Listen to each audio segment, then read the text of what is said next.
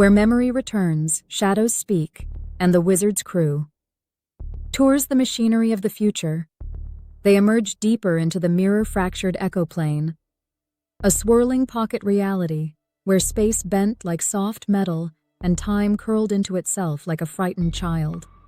Ahead of them stood the echo door, the flickering hologram of a door that wanted to exist but wasn't fully real until a consciousness acknowledged it. The boy, translucent, glitching, lost, stood before it. But now another presence was with him. A silhouette, tall, unclear, watching. "That's him," Jessica whispered. "The boy from the Hall of Mirrors. And that," Yvette added, her voice low, "is not just a shadow. It's an anchor entity."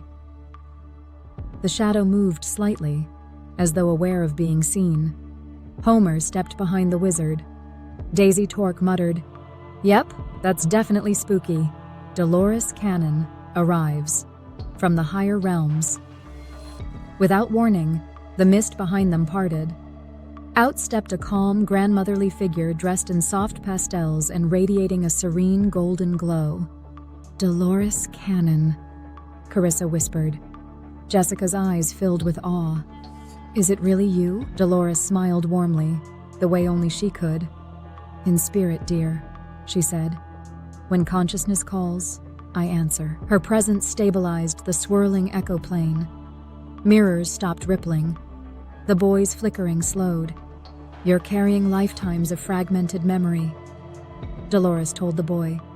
"But you're not alone anymore." The boy's voice trembled. I don't know where I belong." Dolores placed her hand over his heart. "That's why we're here." Memory retrieval begins. QHHT in the echo plane. Dolores motioned for everyone to form a circle. "This realm behaves like a subconscious," she explained. "A place where trauma hides its children, where timelines bury their wounded, where memory fractures into symbols." She looked at the wizard. "You've worked with this before. Many times. Across many lives." He nodded. Dolores lifted her hands, and the entire realm shifted into a soft theta wave glow, the unmistakable frequency of QHHT regression. The mirrors around them displayed lives the boy had lived, lives he had lost, and lives that were stolen through timeline manipulation. A boy in the 1980s running through scientific corridors. A child asleep in a glass pod. A teenager being pushed through a portal. A version of him laughing in a timeline where nothing went wrong. The wizard whispered, "We're seeing his soul history." Dolores nodded gently. "Now we retrieve it." A surprise mentor appears. Monroe Institute frequencies. Suddenly, a pulse of binaural tones rippled through the chamber. Hemi-sync. A doorway of light formed, and through it stepped a man with sharp eyes, white hair, and the composure of someone who had mapped consciousness like a cartographer of infinity. Robert Monroe. "I heard you needed a frequency anchor," he said with a subtle smile. Avendan bowed deeply. "Your work saved thousands of travelers." Monroe shrugged casually. "A good waveform goes a long way." He lifted a small device emitting synchronized tones. 4 Hz, 7.83 Hz, 11 Hz, 33. Each one tuned a different layer of the echo plane. "Let's bring him back," Monroe said. The boy finally looked less terrified. "The shadow speaks." The shadow behind the boy shifted, forming vaguely human contours. It whispered in a voice like broken glass and forgotten lullabies. "He stays with me." Jessica grabbed the wizard's arm. "What is that thing?" Tenzin 42 bowed his head. "It is a memory remnant, a trauma guardian, a splinter self created to protect the boy from experiences too painful for him to hold." Dolores stepped forward. "You don't have to guard him anymore," she said gently. The shadow shook. "If I let go, he will feel everything." Dolores touched the shadow lovingly. "That's why we're here, dear, to help him remember safely." Monroe added a warm pulse of frequencies. soothing the entity. Even the shadow began to soften. The team is pulled through the echo door. Into the facility. The echo door suddenly flared. Not in fear, but in activation. The navigator cat hissed, tail glowing bright. The wizard raised his staff. "It's opening." The team was pulled violently through the doorway. Homer screamed. Daisy held onto her plasma wrench. Carissa grabbed Jessica. The robot anchored Avendan with magnetic stabilizers. They burst into a massive research facility.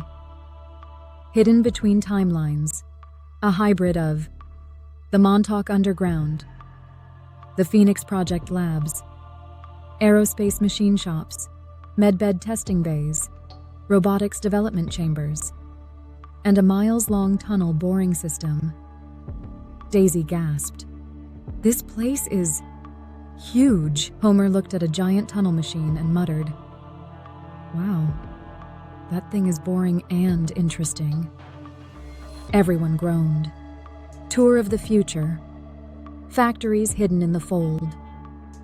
The Rocket Works machinery building craft that could jump through dimensions. A technician waved and shouted, "Hey, you guys new recruits or interdimensional auditors?" Jessica laughed. "We're, tourists, too." The Robot Foundry, humanoid robots being assembled with crystalline neural cores. The wellness robot nodded proudly. "This is where my great-grandparents were built." 3. The Medbed Cathedral. Rows of advanced healing pods glowing like temples. A scientist approached. "We've been waiting for you," he said. "The boy is key." Whoa. The tunnel boring line. Immense drill heads capable of chewing through underground layers and dimensional membranes. Daisy whistled. "These machines are boring in every direction." "Nice. But something is wrong." Lights flickered. Warning symbols appeared on the walls.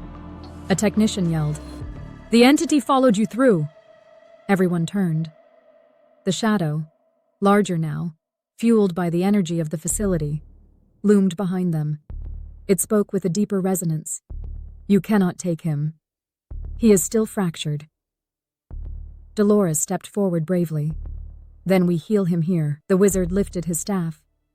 Monroe raised his frequency generator. Avendan summoned Lyrian light. Jessica and Carissa reached for the boy. The navigator cat's eyes glowed like twin suns. Yvette whispered a code of compassion embedded in cosmic geometry. The battle was not against evil. It was against fear itself. And Chapter 6 ends just as the healing confrontation begins. God bless. Global Robotics Corporation, Interplanetary Trading Company. Robert Coley.